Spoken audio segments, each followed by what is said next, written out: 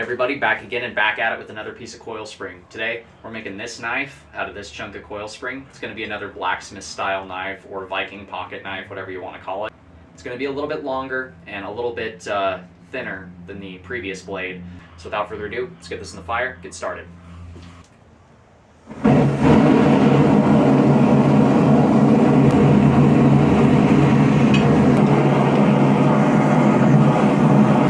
So you see all this nasty stuff burning off here? We're going to go ahead and scrape all that off before we get started.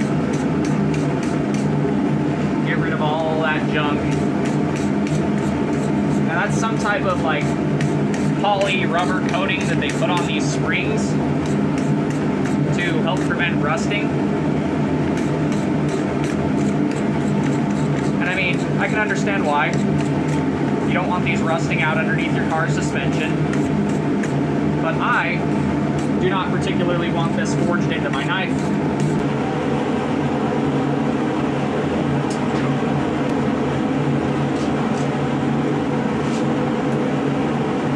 I'm going to be making quite a few of these over the next while.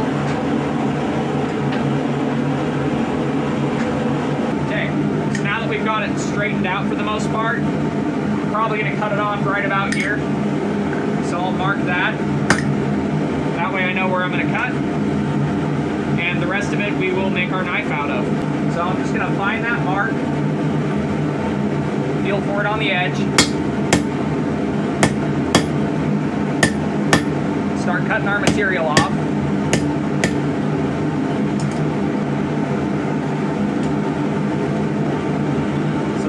What we use for today's knife, and I'll save this for another project. Now we're going to find the area we want to start our knife blade, which is going to be right here. I'm going to go ahead and mark that out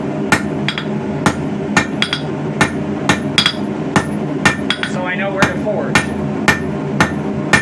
And then I can start drawing it out.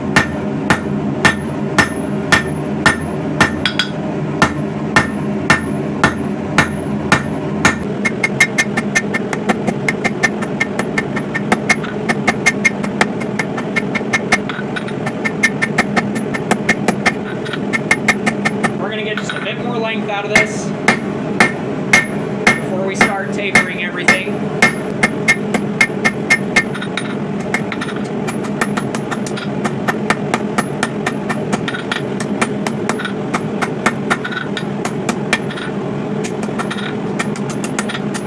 I'm just going to go ahead and start cleaning everything up. This heat, I'm not really going to be drawing the material out so much as just squaring everything back up. So I have a nice square bar to work with.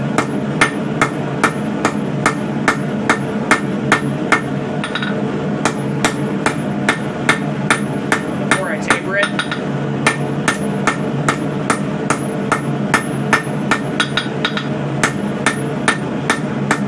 If you saw the last video, you'll already recognize that this is going to be a longer tang. It's going to form our handle here than our last one.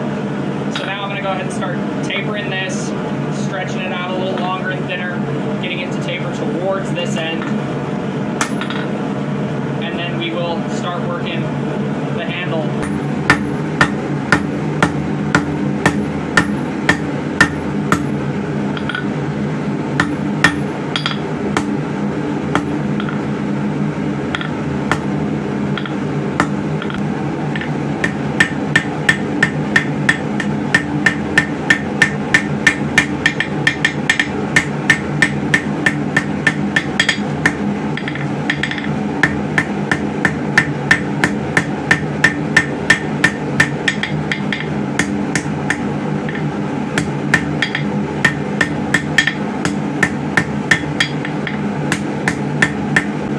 We've got our handle section drawn out. We're going to switch over and start working the blade. Now I'm going to go ahead and start flattening this out.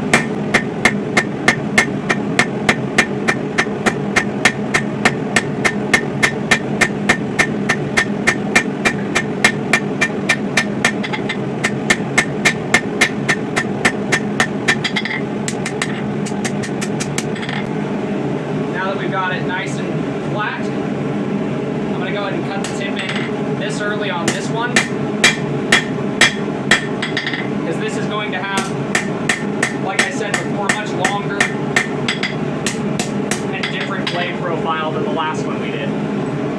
So this is going to be kind of counterintuitive, but I'm actually going to cut the point facing down to start, because the rest of our shaping is actually going to change that up for us.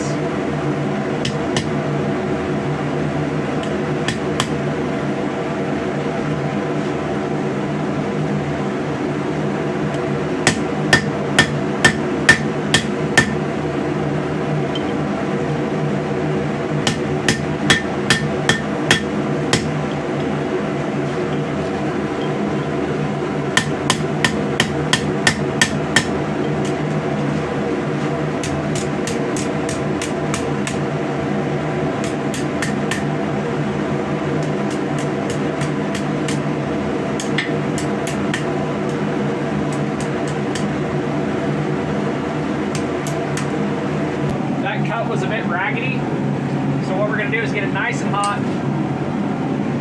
bring it over to our vise here, and we'll file away that rag.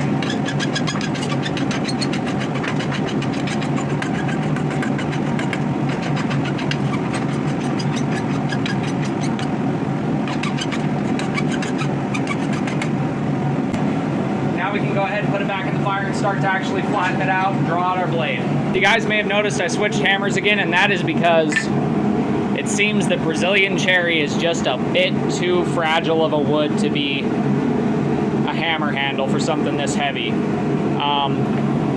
Part of that's probably the socket on this is so thin, and part of that's more than likely just this wood is a very good, strong hardwood, but it's just brittle right there. Either that or I have a weak section that was running through there I didn't notice in the grain, because it blew out pretty good. It looks like I'm stuck with my big 4.5 pound for this kind of work yet again. But that's okay. I'm so used to swinging this hammer at this point.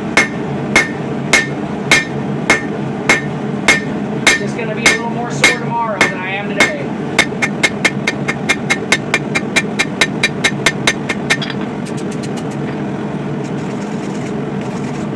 Like I did on that other one, I'm going to go ahead and use the crossbeam side and draw some width out of this blade and get that edge bevel metal kind of rearranged a little bit where I want it.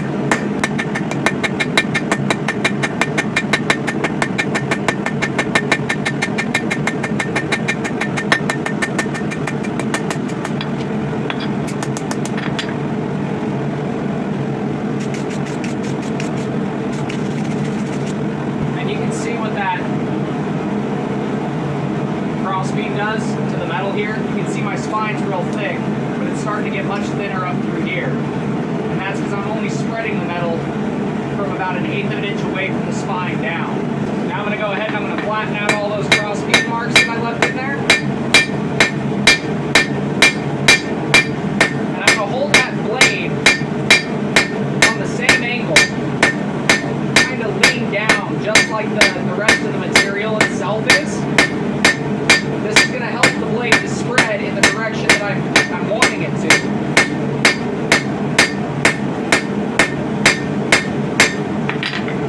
And as you can see, as I work out those cross beam marks, it widens up significantly. And it keeps our spine nice and straight, nice and thick, but it gets us thinner and thinner across the whole face of that on both sides to create that edge bevel.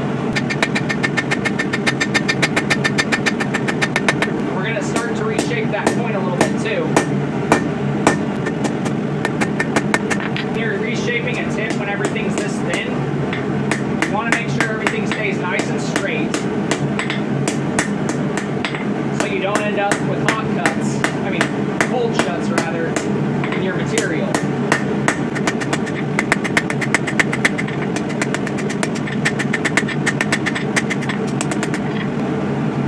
We got our point dropped down a little more. We're going to go ahead and we're going to work that edge bevel even more, and then we'll come back and work the spine a little bit, get it straighter and a little bit thinner. We're just going to keep working down that edge bevel, just like I showed you guys on the last knife. You want to start at the bottom and create that heel, then you can start working up from there.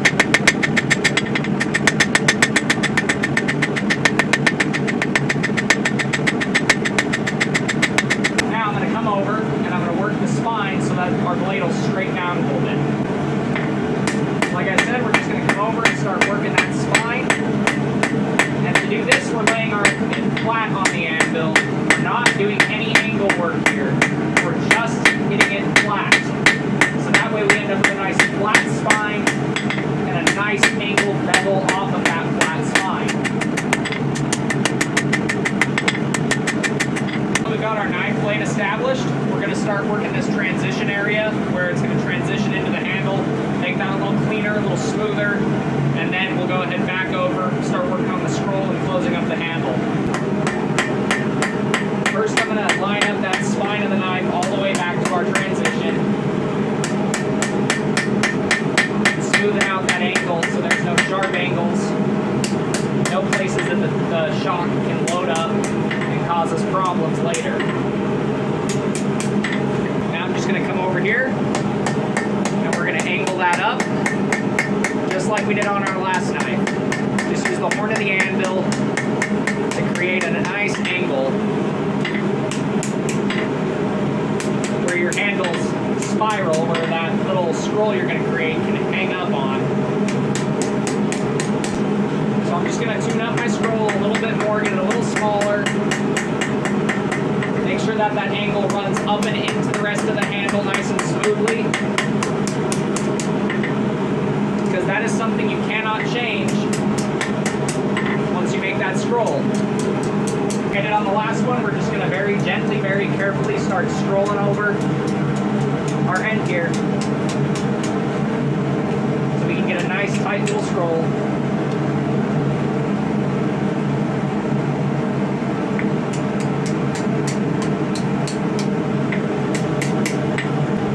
Like I was saying on the last one, just make sure you watch your temperature. You do not want to work this stuff too cold. Now we're going to go ahead and heat it up, head over to the vise, put our little twist in the handle that we do, and then we can bend it over. Again, we just put that blade in right under that transition point, right where that tang that we created starts. That way we don't get any twist up into the actual transition. It's just going to twist in the handle itself.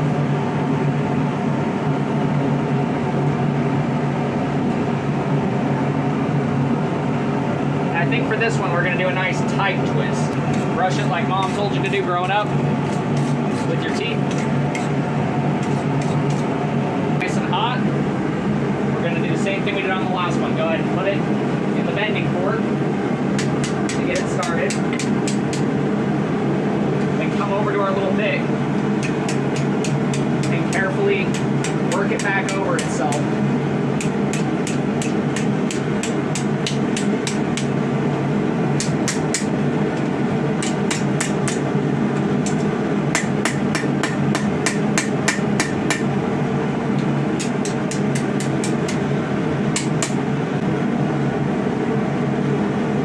Back, and there's a little bit of wiggle I picked up in the blade from doing all that, so I'm going to fix that little bit of wiggle that I got, then we'll start getting it ready for heat treat.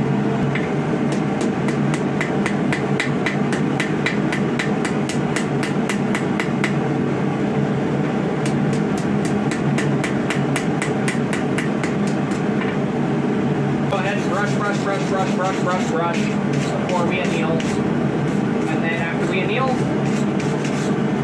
we'll go ahead and quench. I'll do all the tempering. I'll do the tempering off camera and the grinding off camera just to save on time, because I know this is already going to be a pretty long video.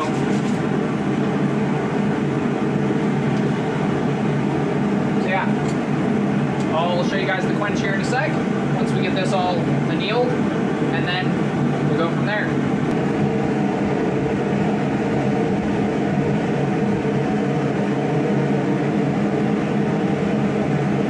2 hours later. So we're back from the grinder now, and we've got our blade all finished up. As you can see, we've got that nice secondary edge bevel ground in. We've even got a little drop down before that edge starts. And as you can tell, it actually gets fatter towards that point this way. It's a little thinner back here. But that is a, blacksmith's Bowie knife, so to speak. Got a Bowie blade on a blacksmith knife handle. We've got our nice twist. And all I did for the handle was knock the scale off with a wire brush and some penetrating oil like I did on the last one. This gives you a pretty good grip down here. You can even go full hand with it.